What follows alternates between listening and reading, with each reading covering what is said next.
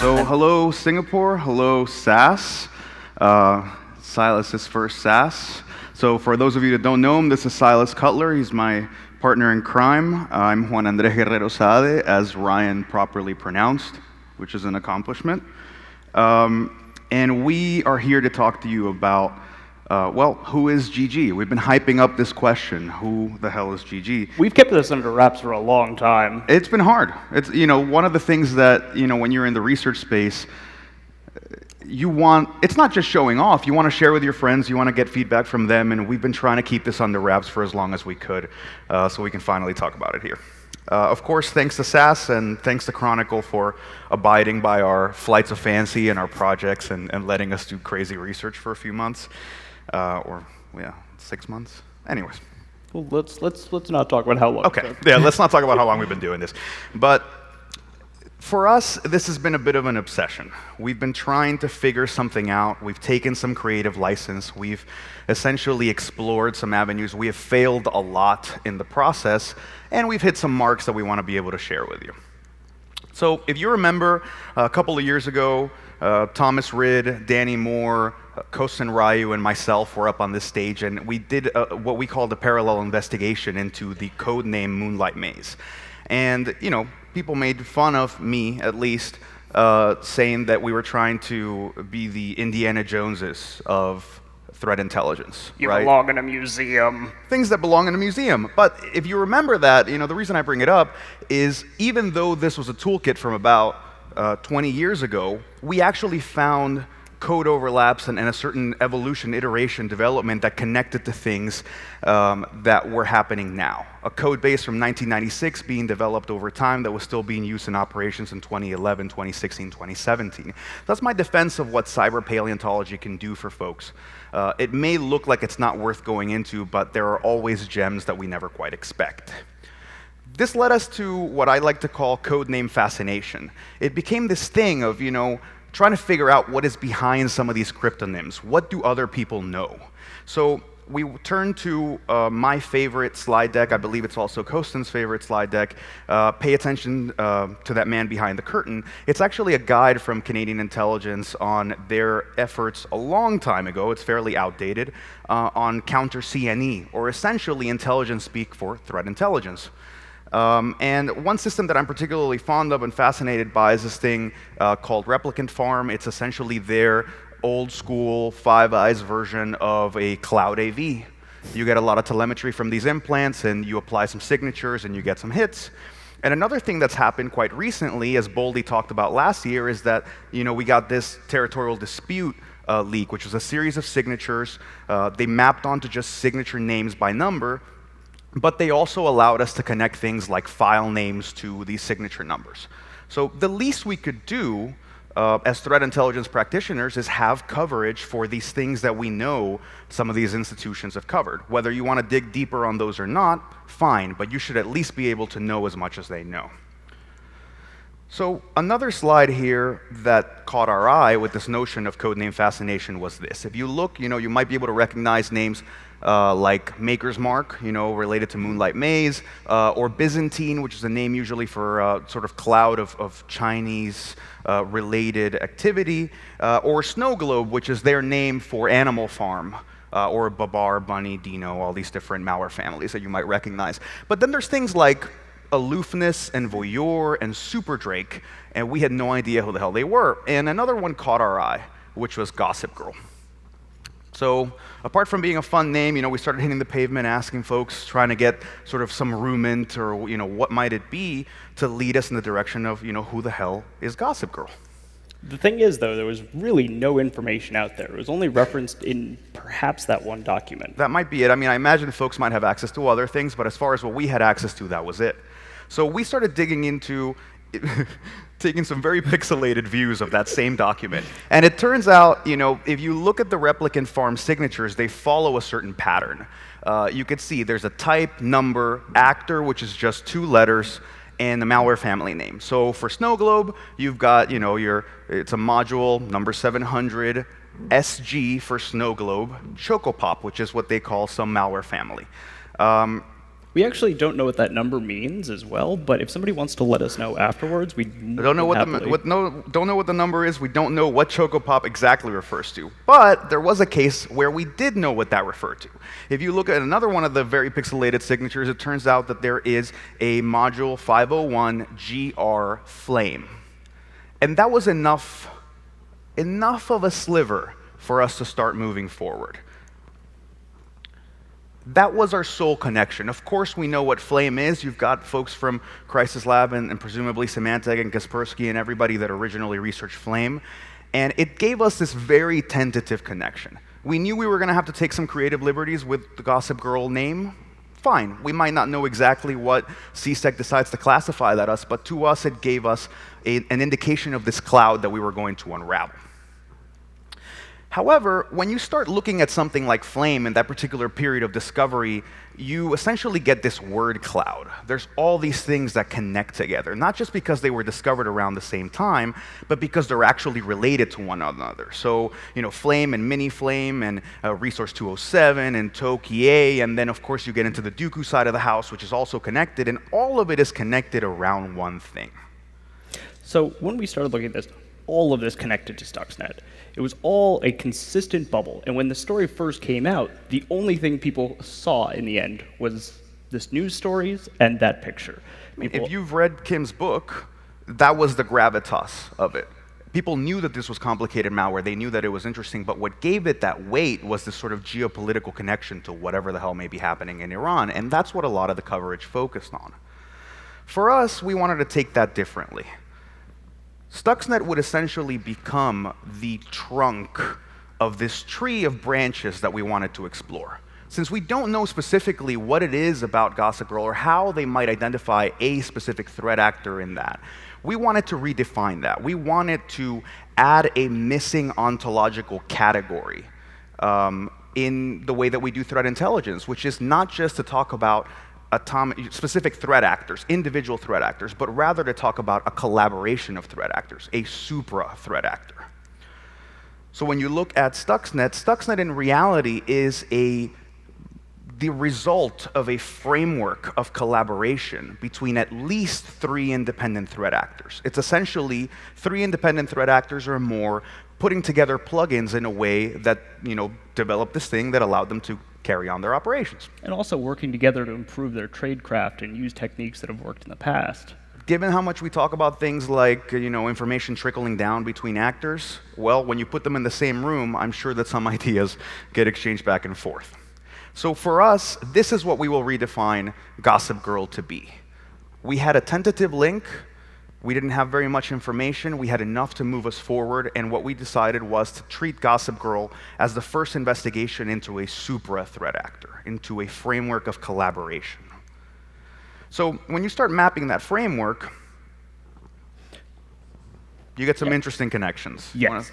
So when looking and putting this whole thing together, there are distinct links. And when we started looking at Flame, there's the resource 207, where Flame was a module. Flame plugin. Yeah, Flame plugin was used as part of Stuxnet in the deployment. On the Dooku side, there was the driver overlap with JMI Debs. And then, as well, there was also 2 exploits used in the Fanny malware. One of the exploits wasn't listed on here, but so there was at least the LNK exploit for spreading via USB. So that, to us, gives us the connections with these sort of actors. You've got Equation, Dooku, and Flame code overlaps, frameworks being used to produce a thing. And to be fair, the Equation framework is so massive. We have so much based on the research that Kaspersky's done before, and obviously all the leaks that came recently, that it kind of put it out of scope for us to do a proper deep dive into how that related. But we could at least go into some of these other parts that resulted into it. So let's revisit Flame. That's our first tentative link. That's the first line that we can walk directly from Gossip Girl. And for those of you, I don't know how many of you are familiar with Flame. I hope that you are. But just in case, a little bit of a rundown. You know Flame very well now. Silas has to hate me for the amount of malware that I've just kind of shoved his way, like reverse this, redo this. Okay, so what I love about Flame, I actually considered doing a PhD on Flame at a certain point, misguided point in my life. what's interesting about Flame is it's essentially the harbinger of modular or scriptable malware. Right now, everything that we have come to expect from cyber espionage platforms, that they be modular and extendable and have all these capabilities, and that stuff is common now. It was not common when we discovered Flame. It certainly wasn't common when Flame started operating around probably 2008.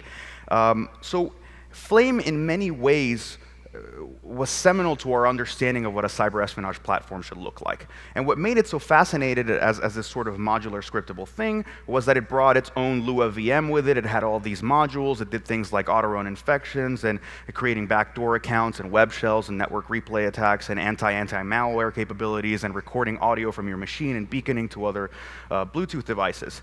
And since we're so obsessed with supply chain attacks, and rightly so, I think that Flame actually pulled off one of the most interesting, if not one of the most terrifying supply chain attacks, which was using, in its gadget module, it used an MD5 collision attack to generate fake, valid Microsoft certificates so that it could turn the Windows update mechanism inside of an enterprise into a way to spread to the rest of that enterprise. So I think that is the OG supply chain attack, and one that Flame hasn't necessarily gotten as much credit for in these days. Another thing that I would mention, and I think I've got to start kind of rushing through this, is the command and control servers were particularly interesting. Symantec and Kaspersky researchers got their hands on them, and not only were they designed to look like a platform to push out news or fake news, but also you could see this level of development that included multiple protocols that allowed them to communicate with multiple clients, so different malware families. And that included things like Mini-Flame and Flame, but also other protocols that nobody ever figured out what they communicated to. To this day, we have no idea. There is more malware in there. Which is key, because it shows that going back and doing this research, you may find things that were missed at the time. So in our hope to figure out how Flame continues beyond what we know, of course we chased down Mini-Flame and Gauss, the likely suspects, right? So Mini-Flame seemed to be a predecessor. It sort of goes away after a bit. Gauss looked more to us like a revamped modular architecture of the exact same platform. And essentially, maybe a side operation, but it disappears around the same time. So the thing that you might not know or might not remember is that as they were discovered and published about, Flame burned down their operations. They issued a suicide module in May 2012. It was kind of a clunky way to clean up operations, but in any case, they burned everything down. So that's the death of Flame. And for us, that means that it's a freaking dead end. But, we have Stuxnet. So let's focus on Stuxnet. Let's see what we can pull out of Stuxnet using all of the modern capabilities that we have. Please keep in mind, when these researchers, these giants whose shoulders we're standing on, did the research into Flame and Stuxnet and Dooku, Yara wasn't widely used. RetroHunt wasn't available. We didn't have scalable code similarity engines. We didn't have most of the capabilities that we rely on every day now to do threat intelligence. So as we take another look into this, we find something else. There's something similar to certain pieces of Stuxnet that led us in another direction. So enter Flower Shop. I have to give Kaspersky credit for the discovery of Flower Shop. They did so in 2014 in a private report. This platform was operating from 2002 to 2013. It was targeting very old school platforms like Windows NT, 95, 98, 2000, and so on. Some of you might know of some of the reversing. Marianne Marshallek did a great job with some of the samples available to her. She named it Cheshire Cat at the time. And Boldy was able to correlate this to signature 17 and the kernel component to signature 18 in the territorial dispute document. So that's kind of a very quick overview. If you want more details on Flower Shop, you know who the guys are that you should talk to. What was interesting to us is what we found something that shared code with Flower Shop within Stuxnet. It's something that we now refer to as StuxShop. And it's not just like casual code sharing. These are unique full implementations of capabilities to do operating system version checks, to query registry values for infection markers, to check for internet proxy settings, and to disable the dial-up pop-up window. If you guys remember the really annoying pop-up window that Windows used to have when we all relied on horrible connections. What do you mean when we used to? Well, when we relied on even worse connections. What's interesting is if you look at the StuckShop method for querying values, they query this key for the marker 1629. If it's there, then they cease their operations. This is something that gets inherited by main Stuxnet. They change the value name slightly, and they use this specific data value, which semantic researchers hypothesized was a date of the execution of a prominent Jewish Iranian figure in that community. We don't know any better than that. We leave it to semantics to do that kind of speculation. But in any case, this is something that was inherited from StuckShop. But we've got a better link. We've got even better. I think so. So as we start to try to figure out what this does, you want to take it? Yeah. Go for it. So when we started looking at it, like most engineers, I'll admit strings being one of the first things that I look at, standing right in clear text were the original C2 servers for Stuxnet, but also the IP addresses it used in a way that previously hadn't been used, hard-coded its C2 servers for this. So just even without the initial code overlap, seeing that there was huge. So what we realized was that this was essentially an early command and control module for Stuxnet. It was something that was seen as resource 231 in what Symantec called Stuxnet Type 4, which oddly enough is the older version of Stuxnet. I think 0.5 is the version number that they went with. In any case, retired. But for us, the important thing was that we were able to tie a fourth actor to the development of Stuxnet, and essentially a fourth actor under the cloud of what we call Gossip Girl. All right, so let's push along. We had this link, but we're still forgetting one of the main players and somebody who was a very important part of this story. And I'm going to start to kind of rush it, though I will say to the organizers that I will take that time that the Grug did not use. And let's talk about Dooku. So Dooku is particularly interesting. The discovery of Dooku coming along a long time, a time of the Stars Wiper, and being related, Boldy's here in the crowd, and he can tell you a lot more about the discovery of Dooku 1.0, but what's really interesting about Dooku is that we see it in two snapshots. As a community, we see Dooku 1.0 as this sort of cheeky threat actor that goes into all these places that it shouldn't go. It likes to steal valid digital certificates and leverage it. And coming right on the heels of Stuxnet. Right, coming on the heels of Stuxnet and being very much a part of the development of Stuxnet with some of these drivers and the Tilted platform being involved. Break. And then we see Dooku 2.0 as this sort of modular behemoth, 100 plugins, in-memory orchestration, daring enough to go into Kaspersky's office, daring enough to go after the P5+1 venues. So you essentially have this massive snapshot of all the things that are related to Dooku, but you don't have a continuity. You don't have an understanding of what happens from Dooku 1.0 to this monster that is Dooku 2.0. So that got us into an interesting position. Very quick story time. I was sitting down with a friend, somebody that I met at a workshop, who was an incident responder. He was telling me that he was essentially a bit obsessed. He had a venue under his care. He could tell that connections were happening to an IP to the point that it kind of freaked him out.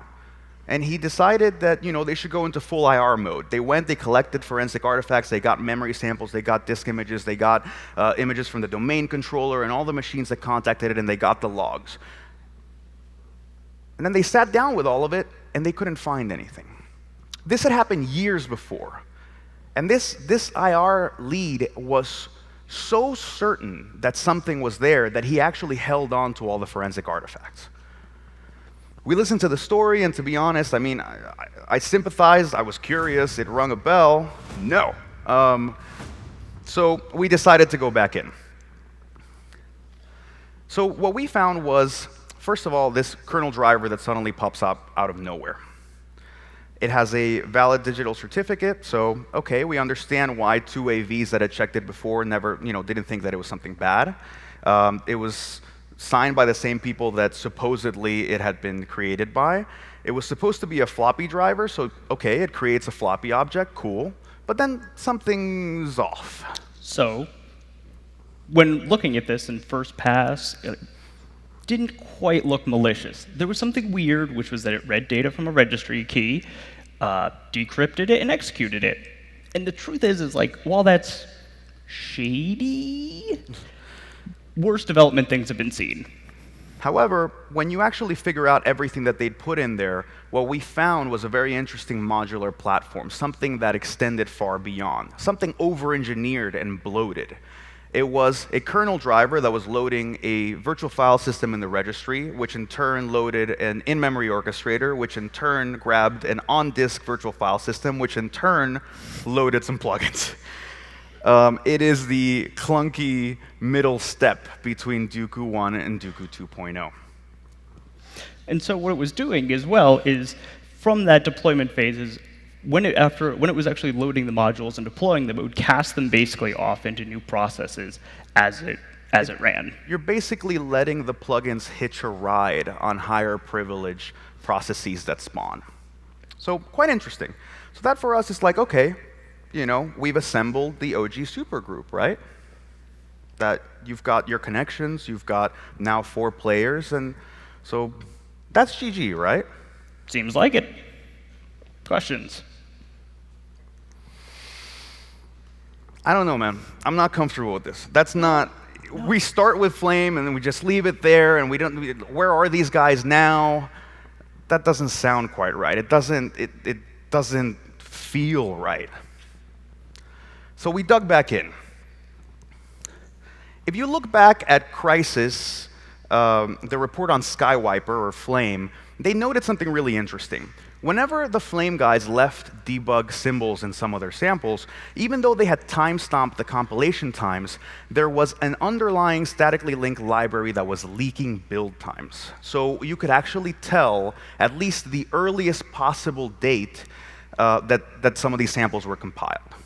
So okay, let's figure some of this out. They thought it was SQLite. We actually figured out that it's PuTTY that's doing this. It's possible that SQLite also has something similar. I think it's PuTTY. Just depends. Well, we can agree to disagree on this one. It doesn't matter. At any point, leaked build times, right? So let's go tracking some of these. As you might expect, you've got October 2009, July 2010, December 2010, August 2011, and then, sadly, the suicide module. And that's the end of Flame. I think we're all set then. Except that then you find some in February 2014 and March of 2014. So what the hell are these things?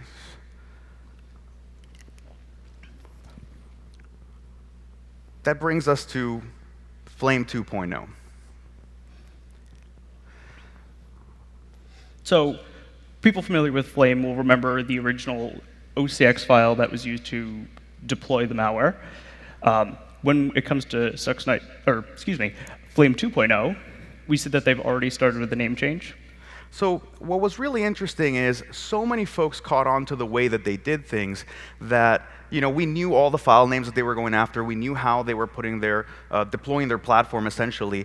The actors learned a great deal from all of our reporting, from all of the research that everybody did. So version 2.0 actually changes this very well-known naming convention. However, it doesn't change quite so much as to be unrecognizable. We're still talking about an orchestrator that includes a Lua VM version 5.1 and includes a series of submodules that are doing interesting things like network spreading and HTTP communications and audio recording and something else. And I say something else because, to our disappointment, they learned so much that they kind of screwed us. Yes. They highly likely learned exactly how researchers were going after their malware, how they were taking it apart. No. We're going to finish. Go for it. So they definitely changed stuff up. What they did was, in the actual orchestrator/loader, instead of having the resources be encrypted using a rolling XOR cipher, they changed to AES 256. But with a lot of malware, you need to pass that key in order to do decryption. So this usually happens, it's encrypted in some other way. Not in this case. So Nope. The key is passed as an argument into the orchestrator when run. So without that key, we have no idea what's in these payloads right now. So we've got a series of new Flame payloads. We have no idea what's in them. They're AES 256 encrypted. And our analysis is still ongoing. And of course, we had to have a fight with our marketing and PR guys. As nice as they are and amazing as they are, you said, well, you found something big. Why don't you just sit there? Why don't you sit on it? Why don't you, research it well and make this big announcement later on? It didn't sit right with us. The best part of the years that gave us the research of Stuxnet and Dooku and Flame and Gauss was that everybody was collaborating. You had a Kaspersky blog followed by a semantic paper, followed by a Bitdefender blog, followed by a Crisis Lab paper, followed by people asking in the comments section if you knew what type of source code and what programming language was being used to build this and that. It was a collaborative environment. It was some of the best years of the threat intelligence industry. So rather than hoard this finding until we know what we're looking at to every bit greater certainty, we thought it was best to just let you guys join the hunt. So if you're ready, indicators and Yara rules are up. Please, this is up case sensitive, so bit.ly flame 2. We've also got things like decoder functions and stuff that I've been Some hacking of the decoders together. are there. Some of the samples we found are there. Suspected submodules are there. And that, to us, is GG. So I hope that you've enjoyed the first investigation into a super threat actor.